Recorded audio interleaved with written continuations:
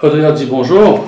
Bonjour Jean-Claude. Merci d'être l'invité de 15 minutes. Alors, comment vous avez pris un peu cette nouvelle qui date un peu de 3 mois maintenant? Le pays est fermé, vos activités sont bloquées à plusieurs niveaux. Comment vous avez pris un peu cette nouvelle Je dois dire que c'était pas évident, dans le sens qu'on n'était pas préparé pour ça du tout. Mais on a pu s'adapter. Et heureusement qu'aujourd'hui, il y a tous les moyens d'Internet à notre disposition. Donc on n'est pas resté sans activité, bien qu'on était confinés. Et vous à la maison, comment ça a été? Parce que vous êtes très actif, vous êtes ici à Eben, vous vous occupez de vos chiens. Comment ça a été de rester dans une course? C'est pas facile pour quelqu'un qui est actif. Comme je vous dis, on a compensé toutes ces activités-là. Au lieu de bouger, on a continué à faire nos activités, mais à partir de la maison, en utilisant les moyens de Zoom, en utilisant Internet, en faisant des vidéos, en connectant avec les gens sur les différents réseaux sociaux. Donc on a beaucoup travaillé, peut-être plus pendant Covid qu'avant et maintenant. Comment a été la reprise quand vous avez repris vos activités il y a quelques jours? Écoutez, pour APSA, en tous les cas, avant Covid, heureusement, on a fait une vidéo, comme vous savez, pour surtout conscientiser les diabétiques.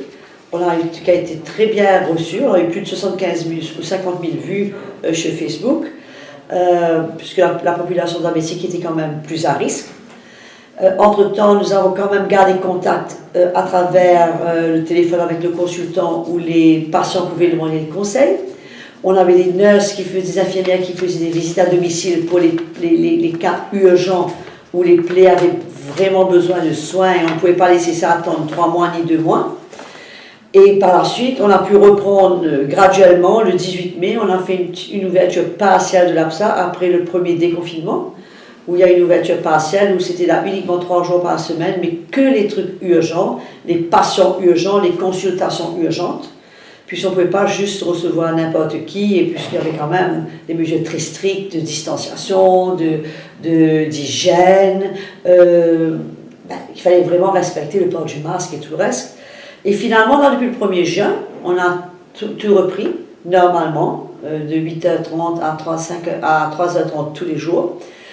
Bien sûr, avec toutes les mesures, comme on connaît, le port du masque, les sanitizers, la distanciation qui est respectée. On ne reçoit que 7 patients à la fois à APSA pour ne pas avoir trop de personnes en même temps au bureau. Il y a les mêmes principes qui sont respectés dans le van, dans la navette, où on peut prendre au fait, c'est dans la navette qu'on prend 7 patients uniquement à la fois. La distanciation, le port du masque, les hygiènes, il y a des sanitizers available toute la journée. On prend la température des gens qui rentrent, des patients, des consultants, comme du staff de l'APSA. Enfin, on fait tout ce qu'il faut pour protéger non seulement notre personnel, mais protéger aussi nos... Pendant les premiers jours, c'est ça, que tout est fermé, madame. Est-ce que des patients vous ont contacté, comment je vais faire, j'ai une blessure, il fallait changer mon pansement? En fait, on n'a pas attendu que les patients nous contactent. On les a nous contactés, premièrement pour les rassurer, pour leur dire qu'on était toujours là pour les conseiller. Ceux qui avaient besoin de pansements, on les a pu les fournir les pansements en avance, avant le Covid.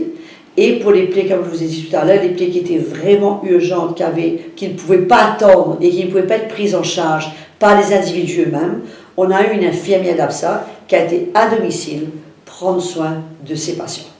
Et je peux dire avec joie qu'aucun de nos patients n'ont été amputés pendant Covid, aucun de nos patients du cas ne sont empirés au point où justement c'est pas un chemin de non-retour, mais ils sont tous là et on a pu prendre soin d'eux, ils sont tous en bonne santé et pour ça on est très reconnaissant à toute l'équipe.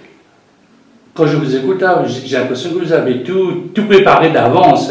Vous avez un step forward, comme non, on dit. La minute qu'on a ressenti que les choses venaient difficiles, se compliquer, on n'a pas attendu que les décisions se prennent au niveau du gouvernement. On a déjà mis sur pied au niveau de l'équipe. On a une super équipe APSA, on avait le docteur Samia qui est là, qui a pris des initiatives, et on a tout mis sur pied pour pouvoir justement devancer ces situations et pouvoir s'assurer que nos patients puissent être en sécurité et ne manqueraient pas de soins ni de conseils. sans conseil, on peut paniquer, mais de savoir que votre docteur est au bout du téléphone, de savoir que votre pédiatre est au bout du téléphone, de savoir que l'équipe est là pour s'occuper de vous, c'est quand même, ça vous rassure parce que vous n'êtes pas seul. Donc, il y avait un soutien continu, malgré que les portes étaient fermées. Les portes étaient fermées, les portes du téléphone étaient ouvertes, les portes du cœur étaient ouvertes. C'est important ça, d'avoir la porte du cœur est ouverte pour ces patients. C'est la clé. Puisque si on n'a pas une porte du cœur, si c'est simplement une question d'organisation, ben c'est très limité. Mais quand le cœur passe, ça va beaucoup plus loin et ça ne se laisse pas arrêter par quoi que ce soit. Donc là-dessus, je dois dire qu'on n'a vraiment pas lésiné, aucun moyen, on a tout fait pour pouvoir répondre aux besoins de nos patients et du diabétique en général. Donc vous êtes mise aussi, vous êtes habitué à faire des vidéos. Moi j'ai eu l'occasion vous avez fait un chat avec docteur Damien Stessu. Comment est venue l'idée de faire cette vidéo-là alors que Prends diabète en main était là parce que quasiment tous les jours Jean-Marie était à l'antenne avec les docteurs, Tinoucha qui fait partie de l'équipe. Quand il y avait tellement de... Au fait, comme l'interview commence avec le docteur Stessu, c'est-à-dire tout le monde parle de Covid, mais personne ne parle du diabétique et de Covid. Et nous, c'était très intéressant de savoir où le diabétique se situe dans le Covid. Je crois que c'était un point clé qu'il fallait mentionner. En tant qu'association responsable, on considérait que c'était de notre devoir de sensibiliser non seulement les diabétiques, mais nos patients, mais les diabétiques en général. Et c'est pour cela que je me suis dit, je vais faire une interview directe avec le docteur Stessu. Je vais poser des questions que tous les gens du public se posent, et pour pouvoir justement les aider, puisqu'on ne donnait aucune consigne à cette époque-là. Il n'y avait vraiment aucune consigne par rapport, surtout aux diabétiques, pour les personnes âgées et pour les personnes diabétiques. C'est pour ça que nous avons voulu parler de ça, parce qu'à cette époque-là, il n'y a pas encore Covid dans Maurice. C'était pas là, mais comme le docteur Damien a dit, c'est pas une question de si, c'est une question de quand. Et pas longtemps après, le Covid s'est déclaré, et pas longtemps après, il y a eu le confinement et tout le reste, et nous, on était déjà prêts, on avait annoncé, on avait pris nos dispositions. Comment vous faites d'avoir 2 pieds en avance? Vous avez un pied dans l'organisation, maintenant la vidéo, vous avez une boule de cristal que je ne vois pas, vous avez une boule de cristal? Non, mais c'est comme vous dites, c'est le cœur qui parle. Quand notre cœur parle, on voit devant, on n'attend pas que les circonstances se passent. Et comme le docteur Stessu était disponible, je me suis dit pourquoi ne pas faire une vidéo, et ça a été très, très apprécié. Il y a eu plus de 50 000 vues, et je suis sûre que les gens ça a aidé énormément. Je n'ai pas fait seulement des vidéos pour ça, j'ai fait des vidéos pour comment on fait quand on prend les courses, comment faire quand on vient du shopping, comment faire pour éviter la contamination avec les... J'ai fait toutes ces vidéos, on a fait plusieurs vidéos sur Facebook. Et je crois que ça a aidé pas mal de gens, et c'était le but, c'était d'aider les gens. C'était pour casser un peu la monotonie à la maison, pour faire des petites vidéos comme ça, quand... C'était pas monotone chez nous, c'était très busy chez nous, mais on trouvait que c'était utile, puisque les gens, par des petits gestes d'innocence, peuvent facilement avoir le virus, la manière qu'ils font leur shopping, la manière qu'ils mettent leurs gants, la manière qu'ils touchent leur visage. Quand les courses rentrent chez nous, comment faire pour traiter ces courses, pour isoler les cartons, des boîtes, des cannes, des trucs, des fruits, des légumes, quoi faire. On trouve que c'est important de faire des vidéos pour les tenir au courant. Est-ce que c'est encore d'actualité de garder ces gestes barrières, étant donné que maintenant, Maurice, on dit presque Covid-free, on a eu des cas, ça sort un peu, c'est un peu importé. Mon conseil, c'est de garder toutes les bonnes habitudes. Puisque Covid, pas là aujourd'hui, on a vu hier, j'ai vu que dans plusieurs pays, même en Israël, j'ai vu que le Covid, il y a eu une deuxième vague qui est pire que la première. Donc, allons voir comment les choses se passent. On est en phase. Il y aura une phase où on va quand même ouvrir les frontières. Ne lâchons pas tous nos armes, ne baissons pas les bras, restons vigilants, gardons les bonnes habitudes. Je pense que les bonnes habitudes, de toute façon, elles sont bonnes. Il faut les garder, et ensuite on verra au fur et à mesure comment ça se passe sur la scène internationale comme sur la scène locale. Je crois qu'il ne faut pas se presser, il faut être vigilant. Et la scène à la maison, comment qu'est-ce qu'on fait? C'est-à-dire, on prend des produits qui sont couverts, des produits aseptisés, Qu'est-ce qu'on fait? Un diabétique, qu'est-ce qu'il doit faire à la maison, à la valeur du jour? Moi, je crois qu'un diabétique, premièrement, s'il est une diabétique ou sur une personne du troisième âge, il faut vraiment se protéger. Éviter d'aller au supermarché, si quelqu'un peut faire pour eux, pourquoi pas.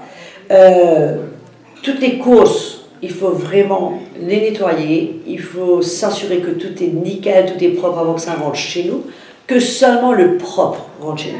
Moi, je me rappelle quand je faisais les courses pendant le Covid, tous les cartons, 24 heures, restent dans le garage. Toutes les boîtes, les cannes, tout ce qui est fer, plastique et tout ce qui est en fer blanc, les boîtes en aluminium, ça restait 3 jours dans le garage, je ne touchais pas. Et même ça, quand c'était fini 3 jours, bien rincé, liquide vaisselle, chaud, de l'eau chaude, nettoyé. Ensuite, quand c'est propre, je rentre dans ma maison. Sinon, non. Légumes, nettoyer, eau chaude, savon, nettoyer, que tout ce qui rentre, on ne sait pas qu'à toucher ça avant nous. Qui c'est la personne? Peut-être que la personne ne sait même pas qu'elle a le Covid, puisque le Covid, on peut y avoir assez sans symptômes. On ne sait pas donc. Prévenir vaut mieux que guérir. C'est une phrase qui est là depuis très longtemps et qui tient la force du temps, puisque prévenir vaut mieux que guérir. Donc pourquoi arrêter les bonnes habitudes? Ça ne demande pas tellement d'efforts, surtout pour les diabétiques. Je crois que plus de précautions, ça vaut bien mieux que moins de précautions. Quel est votre message à vos patients ici à l'APSA? Écoutez, le message, c'est que les temps sont durs. Oui. C'est pas évident. Je sais que beaucoup de ces patients, probablement, ils ont des difficultés financières pour pouvoir vraiment se nourrir comme il faut. Ben, il faut être prêt à s'adapter, à prendre les mesures qu'il faut pour simplifier notre vie. Je crois qu'il faut surtout simplifier notre vie. Ne pas chercher le luxe, ne pas chercher les choses en dehors, mais rechercher l'essentiel et de prendre soin de soi. On peut toujours faire de l'exercice, on peut toujours veiller sur soi-même, on peut veiller à ne pas manger, à ne pas faire des excès de table, veiller à ne pas, c'est très bien de ne pas manger beaucoup de fruits. Le sucre, éviter le sucre, et je le dis à tout le monde, le plus grand poison, c'est le sucre. Que ce soit dans le sucre caché, que ce soit le sucre dans les fruits, que ce soit le sucre dans les jus de fruits, que ce soit le sucre dans le riz, dans les hydrates de carbone, dans les desserts, dans les gâteaux, dans les sucreries, c'est le plus grand ennemi. Les boissons glacées, les softs comme on appelle, ces choses-là ne devraient jamais plus rentrer dans nos maisons. On n'achète plus ces choses-là. On veille sur notre santé, on s'assure que tout ce qui rentre dans le système ne va pas venir causer un blocage, ne va pas venir causer un excès de glycémie. On fait très attention, on suit les conseils de notre médecin en ce qui concerne notre nourriture. Et à APSA, nous avons tout ce dont vous avez besoin. Venez, on veut vous aider, on est là pour vous, on a toujours été là pour vous et on sera toujours là pour vous. Et la bonne nouvelle, c'est que le gouvernement est en train de refaire la route de l'APSA. Donc j'ai pu utiliser, donc c'est la nouvelle post-Covid alors? Voilà, vous pourrez venir maintenant à l'APSA, bientôt c'est pas encore fini, mais vous pourrez venir avec la route asphaltée. Il n'y a plus aucune raison de ne pas venir chez APSA et on espère pouvoir négocier, avoir un bus stop pas loin sur l'autoroute où les gens peuvent venir à APSA. On est là pour vous et on sera toujours là pour vous. Et le diabète, c'est pas juste une question de prendre vos médicaments, je veux rappeler à tous les diabétiques.